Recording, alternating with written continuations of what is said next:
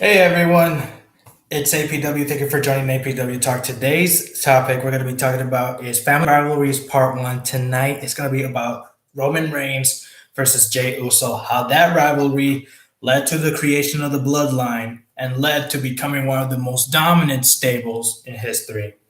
So, like I mentioned before, Payback, Roman Reigns is the champion. Clash of Champions is the number one contender against Roman Reigns. There was a triple threat. We have Riddle, we got King Corbin, and we got Jey Uso. Remember, the last time we saw Jey Uso was in WrestleMania 36 with his brother against New Day and Miz and Morrison for the tag team titles, which unfortunately Jimmy was injured and was not seen later till a year. So Jey Uso hasn't appeared a lot. He has appeared sometimes in SmackDown, and now that they moved to the Thunderdome, it was a big competition between them, between those three people, and Jey Uso decided to make his return there. So the things were happening that Corbin was on a roll, Jey Uso was on a roll, Riddle was on a roll. Uso finishes off with a Uso splash, beats Riddle 1, 2, 3, and officially becomes the number one contender for the Universal title. And for the first time since 1988 or 1989, I'm not sure, that we've had a family issue, family related match. So Jey Uso now is going against his cousin Roman Reigns, saying for the first time he's facing his blood, his cousin. And remember, this is Jey Uso's first time as a singles competitor. We've never seen Jey Uso compete as a singles competitor before. So I was excited to see where this was going to go. And, with all this, we all know how good Jey Uso is. Jey Uso pinned Roman Reigns during I don't know what type of match it was, but it was against the Shield, and Roman Reigns was the last member, and Jey Uso pinned him. And we were all wondering if this could happen at Clash of Champions. So they built a rivalry. Unfortunately, the Jey Uso got punched by Roman and said that the family needed him and that Clash of Champions will be the only opportunity for him to fight for the title. Clash of Champions was a good match. A lot of kickouts. A lot of things that I did not expect from Jey. He's kicked out from spears and stuff. I mean, I feel like this wasn't just a match.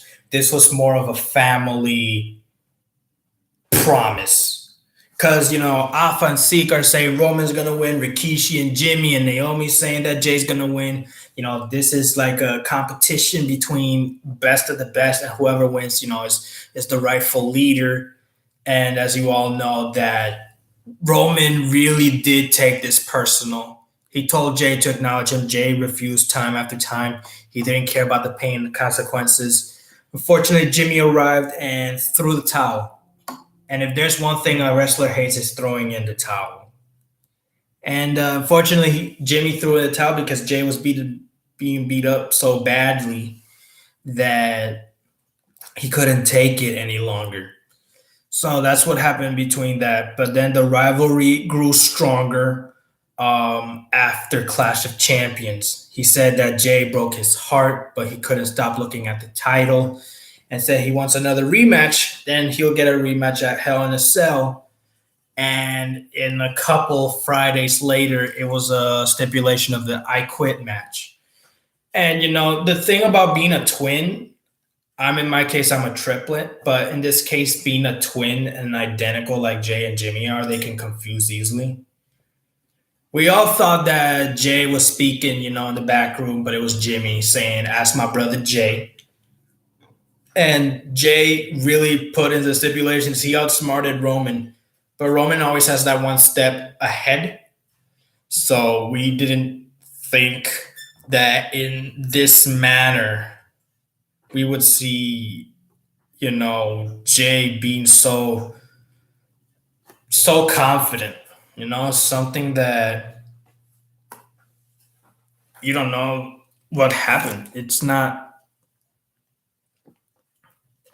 coming from a tag team member to being a single competitor, because it's something. it's something no one sees. It's something no one expects, and that's really much of what's happening, and that's pretty much of what's been going on, for the last couple years, but in this case, last couple months. But it goes back all the way to their childhood. But the consequence for the Usos was that if Roman quit, he's no longer the leader. He's no longer the head of the table, and that responsibility will fall to Jay. Which I think Roman is afraid. I think Roman was afraid that if Jay Uso beat him, he has to do whatever Jay says. But he was like, "If I quit, if." But when it came to Jay, he said, "When you quit, and I will make you quit. You'll have to do what I say. If you refuse whatever you say, you're out of the family." And for the first time, I'm like, well, this has happened in Samoan history. Is this really part of the script, or is this like real personal stuff? Because, this has been going on since they were kids.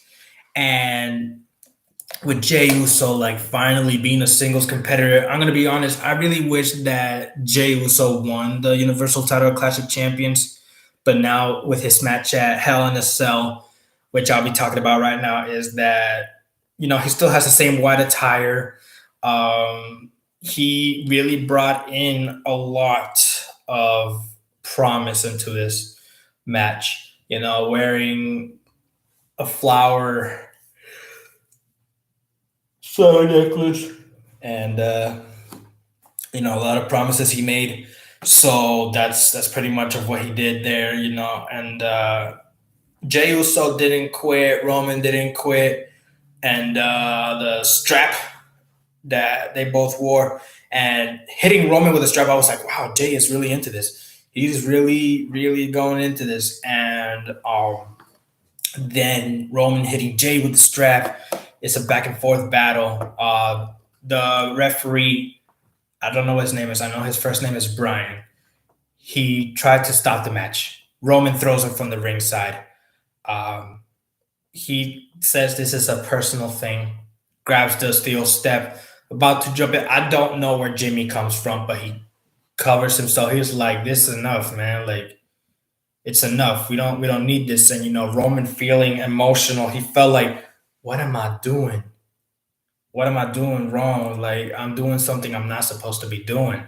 With him with tears and hugging Jimmy for forgiveness. But let's be honest, Roman Reigns is an actor now, so he's been in a couple movies. So I was like, wow, that was a really good one. So he locks him with the guillotine. Jay is telling him to let him go, and he quits.